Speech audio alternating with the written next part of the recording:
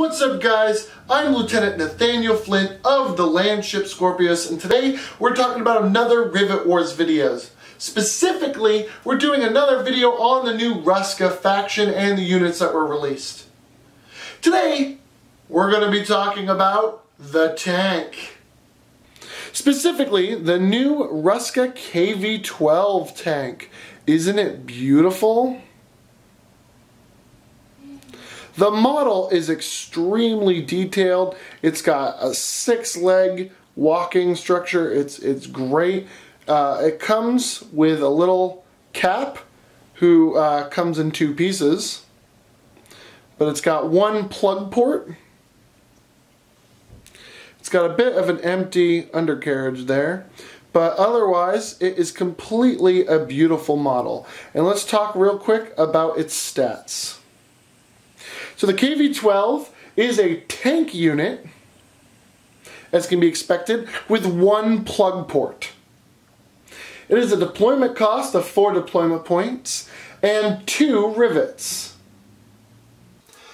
The KV-12 has a movement of 1. And has an armor type of 3, as can be expected from a base tank. He also takes up an entire grid by himself. The best thing about the KV-12 is that unlike the other 2 factions' base tanks, it has a health of 5. This puts him 1 above and means that it'll be a little bit harder and more beefy of a tank. The KV-12 tank has a range of 3 grids. He has 1 attack, in which he gets 2 dice against armor type 1, 2 dice against armor type 2, 2 dice against armor type 3, and 1 dice against armor type 4. Now let's quickly talk about its specials. First off, it's one of the few Ruska units that has immunity to gas. Most tanks, and definitely most of the base tanks, do have immunity to gas. It also has dash of 1. This is going to allow it to get into the fight a little bit quicker and close that distance so that it can make the most use of its 3 range. As to be expected from a tank unit, it has Tank Shock 1, which means it is allowed to enter a grid that only infantry are in and basically do a free attack roll against them. Now it's time to talk about its new special called Railgun. I'm going to read it word to word for you. Railgun, on a successful hit, the player may attack the first unit in any grids in line from the attacking unit up to its range +1.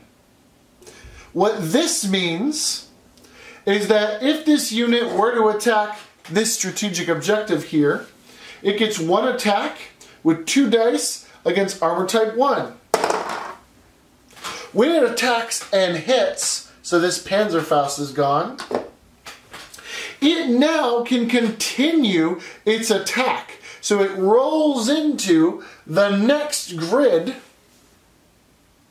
and if there's a unit there, which there is, which is this Schlitten, it now can attack that as well. So it gets 2 dice against that Schlitten and can attack, which can now take out that Schlitten. Now, since it's not at the max range it has, it can now continue that attack, attacking the unit in the first grid. So it doesn't get to attack this Panzerfaust, because it was in the second attack, so it had to attack the Schlitten. Now moving on, it goes against this mono wheel. So there's a unit there, yes, and it can attack. Now, it's up to its range +1, so in theory, we roll perfectly and take out that mono wheel. Its range of 3, 1, 2, 3, +1, which means its range of 4. It can go up against, now, this tank. So it has 2 dice against armor type 2, and hit or no hit, that attack is now done. This has the potential to be extremely powerful. Now, its wording is in line from the attacking unit. What this is going to be interpreted on this channel until there are more information released about this is in line is going to be from the attacking player, so if I'm sitting on this side looking this way, to the defensive player going this direction. So in line we are counting to be from whichever grid you attack in directly back to their deployment grids or to the defending player. So if this unit chose to attack this player here and Roland got a hit, the directly back that we're going to be talking about is back this way. So it's now attacking this grid and attacking the grid behind it, so on and so forth. Some people have interpreted this to mean in whatever line it's attacking from the attacking unit. So in theory, if you were attacking this unit from this grid, it would continue diagonal outwards as if it was shot in a line. So it would mean that you would get multiple diagonals for your full range +1. But since attacking and defensive rules include you only get one diagonal, I feel like this is a little game breaking and a little bit bending the rules a little bit too much to interpretation. I believe that it was meant to be directly backwards. Or, in theory, if you're attacking side by side, it would be directly sideways. So you wouldn't be attacking a unit in this grid and then attacking straight down the line. This also makes more sense for the rules to be this way so that your railgun attack doesn't zigzag. So if you attacked here, you wouldn't be able to say, oh, directly back. So here, and then the line would continue. You need it to be a decent line back. So in that way, I'm going to interpret it as being wherever they end up attacking from as being a direction this way. So if you attack this person here, the railgun goes directly back. If you attack them here, it goes directly back. If you attack them here, it goes directly back. This interpretation of the rules will become extremely important when we talk about the only plug on the Ruskan side, the Tungsten Loader, since currently there's only one unit you can use the Tungsten Loader with, which is the KV-12, also known as the KV-12B. This big tank unit also has 2 bounties, so taking it down will be a must for any unit it goes up against.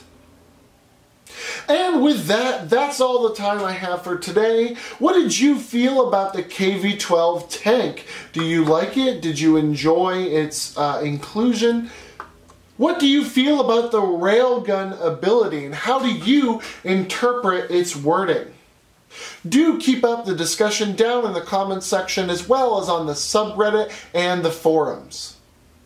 If you like this video, do subscribe for more Rivet Wars content, as well as check out my other Rivet Wars videos, including the other Ruska unit videos that I've done. What Ruska unit would you like to see next? I have done several videos on other units already, but there are still some units left. So if I haven't covered them, who would you like to see? If Rivet Wars isn't your thing, don't worry. On my channel I have other steampunk content, including event videos, as well as World Hatchery 101. And with that, that's all I have the time for today. Do feel free to like and subscribe to other Rivet Wars channels, including the official Rivet Wars Facebook and Twitter accounts, as well as Super Robot Punch. Thank you so much, and I hope you guys have a wonderful day.